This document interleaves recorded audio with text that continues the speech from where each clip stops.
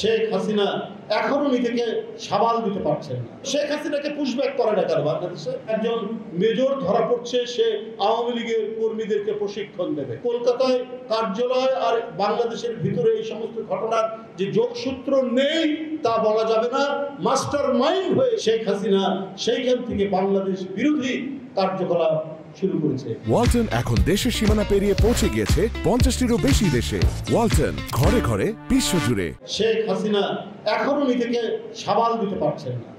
যখন তখন পার্শ্ববর্তী দেশ থেকেই উলটপালট কথাবার্তা বলছে। আবার আজকে দেখছি বিবিসি, একটি আন্তর্জাতিক গণমাধ্যম, তারা বলছে কলকাতায় আওয়ামী লীগের একটি অফিস নেওয়া হয়েছে, ওই অফিসে সব বড় বড় নেতাদের যাতায়াত ওখানে শুরু হয়েছে। কারণটা কি? দেশে আর জায়গা হলো না, সবাই বলে এখানে জঙ্গি, সব খারাপ লোক।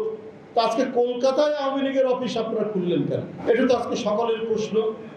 যে আপনি নিজের কথাই বলতেন, জনগণ আপনাকে সাপোর্ট করে, এত কিছু করে, তাহলে আজকে আপনি পালিয়ে গেলেন কেন? বেগম জিয়া পালায়নি, তারেক রহমান পালায়নি, বিএনপির এত নেতা এত অত্যাচার সহ্য করেছে, এত মিথ্যা মামলা, এত নাশকতার মামলা, এত ধরনের নিপীড়ন, নির্যাতন আর উৎপীড়নের মধ্যেও এই মৃত্তিকা, এই মাটি, এই নদী, এই বৃক্ষ, এই বাংলার মানচিত্র ছেড়ে কেউ যায়নি, কেউ পালায়নি। বন্ধুরা আমার, এই সকল দৃষ্টান্ত তো তার বাবা। সাম্প্রদায়িকতার কথা বললেন, শেখ হাসিনা আমাদেরকে চিহ্নিত করতে যে বিরোধী দল এখানে সব জঙ্গি হয়ে গেছে। তো উনার বাবার বইটা পড়ে দেখুন, অসমাপ্ত আত্মজীবনী, 2-3 পৃষ্ঠা পরেই বলছে আমাদেরকে লড়াই করতে হবে হিন্দুদের বিরুদ্ধে, আমাদের পাকিস্তান অর্জন করতে হবে, না হলে মুসলমানরা বাঁচবে না।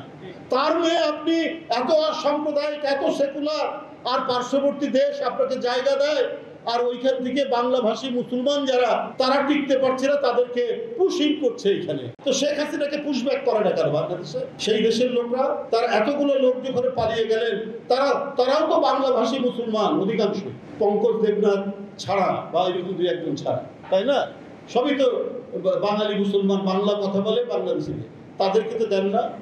তো এটা তো আমাদের দেশের মানুষ ভাবছে যে কোনো কিছু সেখান থেকে করা হচ্ছে কিনা, সেইটা কিন্তু একটা অত্যন্ত বড় ধরনের কোনো পরিকল্পনা করা হচ্ছে কিনা, এটা আজকে সকলের মনের মধ্যে এই জিনিসটা ক্রিয়া করছে।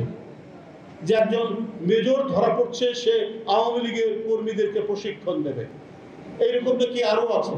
তো এই ঘটনাগুলো কিসের? কলকাতায় কার্যালয় আর বাংলাদেশের ভিতরে এই সমস্ত ঘটনার যে যোগসূত্র নেই তা বলা যাবে না। মাস্টার মাইন্ড হয়ে শেখ হাসিনা সেইখান থেকে বাংলাদেশ বিরোধী কার্যকলাপ শুরু করেছে। এইখানে হিন্দু, মুসলমান, বৌদ্ধ, খ্রিস্টান, উপজাতি, আমরা সবাই হাজার হাজার বছর ধরে যখন একসাথে বসবাস করি, এক একজনের উৎসব পার্বণে আমরা অংশগ্রহণ করি, আমাদের উৎসব পার্বণে সবাই অংশগ্রহণ করে এইভাবেই আমরা দীর্ঘদিন ধরে বসবাস করেছি। আমাদের সেই মহিমান্বিত বসবাস, আমাদের সেই আনন্দঘন বসবাসের মধ্যে শেখ হাসিনা কালিমালিপ্ত করে আমাদেরকে বিভাজন করার চেষ্টা করেছে। সেই বিভাজন এদেশের মানুষ হয়নি।